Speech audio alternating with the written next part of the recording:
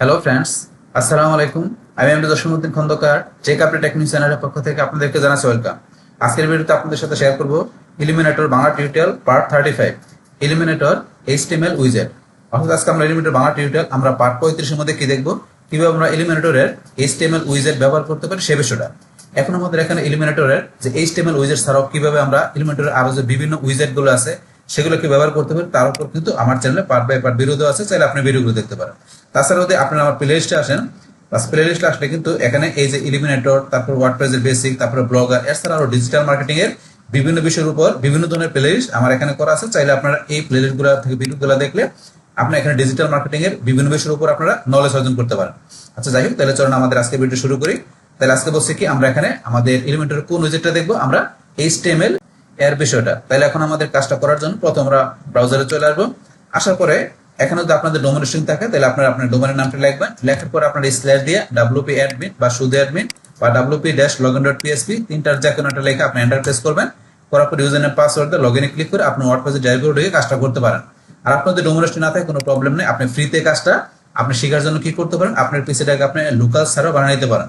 আর local server বানানোর জন্য আমাদের পিসিটার মধ্যে কি করতে হয়, আমাদের জাম সফটওয়্যারটা ইনস্টল করতে হয়। তা কিভাবে জাম সফটওয়্যার আপনি ডাউনলোড ইনস্টল করতে হয় তার উপর কিন্তু আমার চ্যানেলে ভিডিও দেওয়া আছে, আপনার সার্চ দিয়ে সেই ভিডিওটা দেখলে আপনার জাম সফটওয়্যার ডাউনলোড ইনস্টল করে আপনি ক্লিয়ার হতে পারবেন। এখন যাই হোক, আপনার যখন জাম সফটওয়্যার ইনস্টল দিবেন তখন আপনার এই যে এখান থেকে সার্চ দিবেন যে XAM লিখে সার্চ দিলে এই জাম কন্ট্রোল প্যানেল এখানে ক্লিক করবেন। পাস করার পর আপনার এখানে মডিউল থেকে অ্যাপাচি মাইস্কিল এই দুইটা মডিউল এখান থেকে স্টার্ট করে দিবেন। পাস করার পর এটা মিনিমাইজ করে আপনি ব্রাউজারে এসে এখানে কি লিখবেন, আপনি লিখবেন লোকাল হোস্ট। বাস লোকাল হোস্ট লেখার পরে কিন্তু আমার এই যে ফোল্ডারের নেম, তারপর আমার wp admin চলে আসছে। বাস কেন চলে আসছে, যেহেতু আমার আগে টাইপ করেছিল সেই কারণে কুকিজ থেকে চলে আসছে। বাস আপনি এখানে লোকাল হোস্ট লেখার পরে আপনি কি লিখবেন, আপনার ফোল্ডার নেম। তাহলে ফোল্ডার নেম কোনটা, যে আপনি সি দেবে জাম ফোল্ডারের ভিতরে যায়, আপনি htdocs ডক্স এর ভিতরে যায় আপনি যে ফোল্ডারের ভিতর ওয়ার্ডপ্রেসের ফাইলগুলো রাখছেন আপনি সেই ফোল্ডারের নামটা লিখবেন। লেখার পর wp admin বা শুধু অ্যাডমিন বা wp-login.php তিনটার যে কোনো একটা লেখা আপনি এন্টার প্রেস করবেন। পাস করার পরে কিন্তু আমার এখানে সাথে রাতে চলে আসছে, কেন, যেহেতু আমার এখানে লগ ইন করা ছিল। আপনার এখানে কিন্তু লগ ইন করা না থাকলে এরকম আসবে না। আপনার এখানে কিরকম আসতে পারে, যদি লগ ইন করা না থাকে, আমি যেমন লগ আউট করে দেখাচ্ছি, আমি লগ আউট করলাম, বাস এই যে এরকম চলে আসবে। আপনি এখানে এন্টার প্রেস করার পরে এরকম আসলে আপনার এখানে ইউজার নেমটা দিবেন, তারপর আপনাদের পাসওয়ার্ড দিবেন, দেওয়ার পর আপনার এখানে লগ ইনে ক্লিক করে ওয়ার্ডপ্রেস ড্যাশবোর্ডে চলে আসবেন। বাস আমরা ওয়ার্ডপ্রেস ড্যাশবোর্ডে চলে আসলাম। আসার পরে আমাদের কাজটা করার জন্য আমরা পেজ অপশনে চলে আসবো, অল পেজে যাই। তাহলে আমরা কোন পেজ থেকে কাজ করতেছিলাম, আমাদের হোম পেজ থেকে। তো হোম পেজ থেকে আমরা এডিট উইথ এলিমেন্টর আমরা এখানে ক্লিক করব।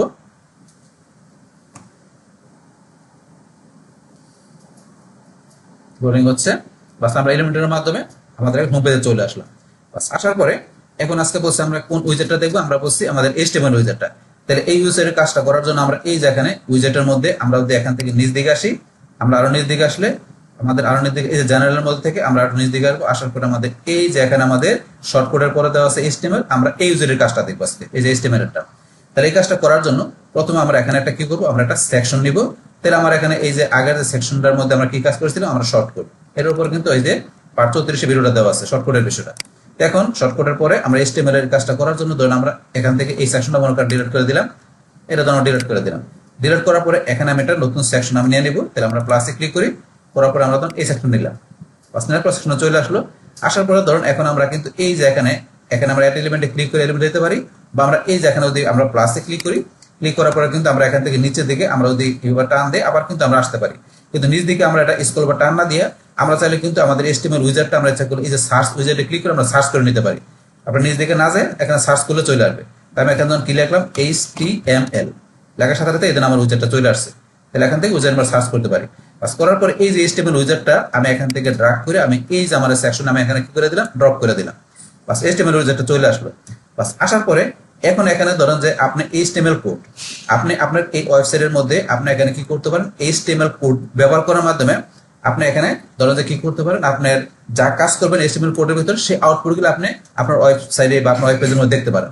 দেখেন আপনার যে কোডিং, আপনার যদি HTML কোডিং জানা থাকে তাহলে সেক্ষেত্রে আপনার কোডিং গুলো এখানে লিখলে তো সেই কোডিং অনুসারে আপনার এখানে আউটপুটটা চলে আসবে। তো এখানে ধরুন আমি কিছু কোডিং ধরুন আমি কপি করে পেস্ট করে আপনাদের জিনিসটা আমি দেখাবো।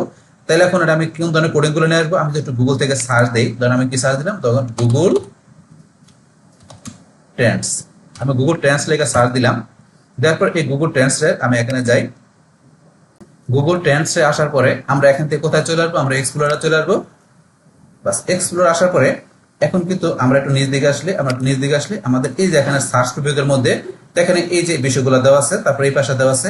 তো এখান থেকে আমরা এই যে আমরা যদি এখানে আসি, এখানে বা এই যে এখানে আসি, আসার পরে কিন্তু আমরা এখান থেকে এমবেড যে কোডটা আমরা নিতে পারি। আমরা যে এমবেড এখানে ক্লিক করি, করার পরে কিন্তু আমাদের এখানে এই যে লেখা আছে paste this into any HTML page.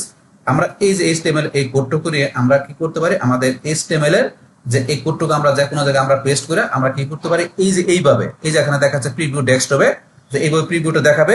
আর আমরা মোবাইলে গেলে আমরা প্রিভিউটা এইভাবে দেখাবে। তো এই কোডটুকু আপনি যেখানে পেস্ট করবেন সেখানে গেলে আপনার এটার আউটপুটটা আপনার ডেস্কটপে এইভাবে দেখতে পারবেন, আর মোবাইলে আমরা তো দেখালাম এই মোবাইলে দেখতে পারবেন। এখন চলুন আমরা কোডটুকু পেস্ট করি। তাহলে করার জন্য এই কোডের আমরা এখানে দিয়ে ক্লিক করি, আমরা সিলেক্ট হয়ে গেল, আমরা কন্ট্রোল সি দিয়ে কপি করি, কপি করার পর আমরা এখানে চলে আসি।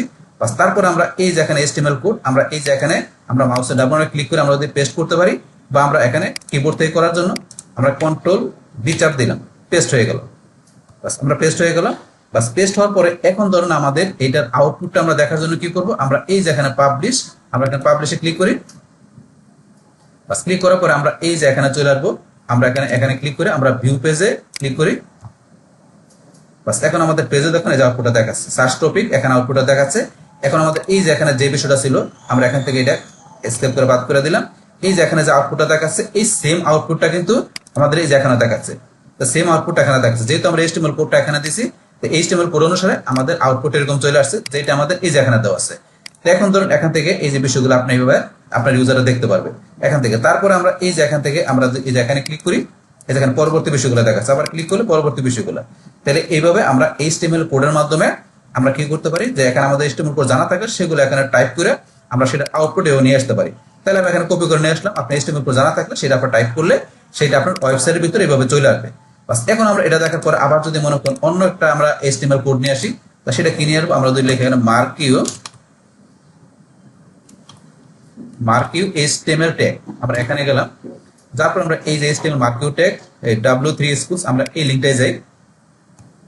এখানে যাওয়ার পর আমরা একটু নিচ দিকে আসি, নিচ দিকে আসলে কিন্তু এখানে আমাদের এই দেখেন এখানে স্ক্রল আপে আমরা এক্সাম্পল দেওয়া আছে, আমরা নিচে আসলে আরো দেওয়া আছে যে এখানে স্ক্রল ডাউন, তারপরে যা এখানে আরো স্ক্রল লেফট রাইট, এগুলো থেকে আপনার যেটা দরকার, যেমন আমি প্রথম ডে নেই, আমি ধরুন করে নিলাম স্ক্রল আপ। এখান থেকে আমি এই কোডটা এখান থেকে রান করতে পারি, আমি ধরুন কপি করি, কপি করে ক্লিক করে এই কোডটা আমি কপি করলাম। কপি করার পর আপনি এখানে এসে, তো এখান থেকে ধরুন আমরা এই সেকশনের নিচে একটা সেকশন নিয়ে দেখি, তো আমরা এই যে এখান থেকে ধরুন আমরা আরেকটা সেকশন নিলাম, নেওয়ার পর আমরা এটা নিলাম। সেকশন নেওয়ার পরে এখন আমরা এখান থেকে আবার এখানে ক্লিক করি, করার পর আমরা এইচটিএমএল আমরা এই এখান থেকে উইজারটা আবার এখানে নিয়ে আসলাম। বাস নিয়ে আসার পরে এখন ধরুন আমরা কি করব, আবার এইচটিএমএল কোড এই যেটা আমরা এখান থেকে কপি করলাম, এইচটিএমএল কোডটা আমরা এখানে এসে কি পেস্ট করে দেব। তো আমরা ধরুন এখানে কন্ট্রোল ভি দিয়ে বা আমরা বলছি মাউসের ডান বাটনে ক্লিক করে এই যে পেস্টে ক্লিক করে মানে কোডটা চলে আসছে। এখন এই যে কোডটা চলে আসার পর কিন্তু আমাদের ধরুন এই কোড অনুসারে এখানে আমাদের এই যে স্ক্রলটা যেটা আমরা বলছি যে এখানে দেওয়া আছে, এই যে এখানে দেওয়া আছে স্ক্রল আপটা যেভাবে করতেছে সেম জিনিসটা কিন্তু আমাদের এখানে চলে আসছে, যে এখানে দেখাচ্ছে। আমরা যদি এখন এটা পাবলিশ করে প্রিভিউতে যাই, আমরা এখান থেকে এই যে আমাদের এটা যেটা ভিউ পেজ করা আছে, আমরা যদি রিলোড দেই তাহলে এখানে দেখতে পারবো। এখানে রিলোড দিলে এই যে আমাদের এখানে চলে আসছে, এই যে আমাদের আগে প্রথমটা, তারপরে দ্বিতীয় যেটা আলাদা সেকশনে চলে আসছে, দেখেন এভাবে কিন্তু শো করছে এখানে। এখন আমরা এখান থেকে এসে এটা ধরুন আপনি যদি কোডিং একটু চেঞ্জ করে দেন, এখানে চেঞ্জ দেখাবে। তাহলে এখান থেকে ধরুন এই যে মার্কি উইথ আপনার আছে কত 60%, এখানে 60% আপনি এটা কমে বাড়াইতে পারেন। তারপর আমি ডিরেকশন দেওয়া আছে আপ, উপর দিকে করতেছে, কারণ আপের জায়গায় আমি যদি করে দিই ডাউন, এই যে দেখেন নিচ দিকে, এখন কিন্তু নিচ দিকে আসতেছে নিচ দিকে। তারপর ডাউনের জায়গায় যদি লেফট করে দেন, লেফট করে দিলে দেখেন বাম দিকে, এগুলো আপনি চেঞ্জ করে দেখবেন। তারপর এখান থেকে আপনার এই যে হাইট আছে কত, আপনি 100 পিক্সেল দেওয়া আছে, 100 থেকে আপনার কত দিলেন, এখানে ধরুন 50 দিলেন, এই যে আপনার কিন্তু হাইট 50 পিক্সেল হয়ে গেল।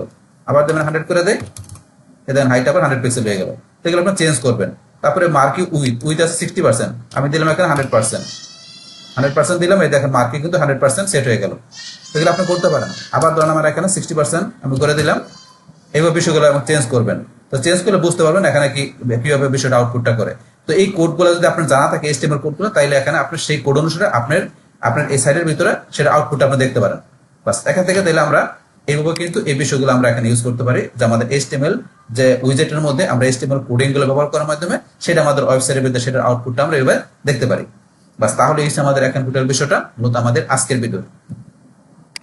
ডিয়ার ফ্রেন্ডস, আমার আজকের এই Elementor Bangla tutorial part 35 Elementor HTML উইজেট এই ভিডিওটি যদি আপনাদের কাছে ভালো লেগে থাকে কিংবা ভিডিও থেকে আপনারা কিছু শিখে থাকেন, উপকৃত হয়ে থাকেন, তাহলে আমার এই জেক কাপড় টেকনিক চ্যানেলটি আপনারা সাবস্ক্রাইব করবেন, লাইক করবেন, কমেন্ট করবেন এবং সবার সাথে শেয়ার করবেন। Thanks everybody.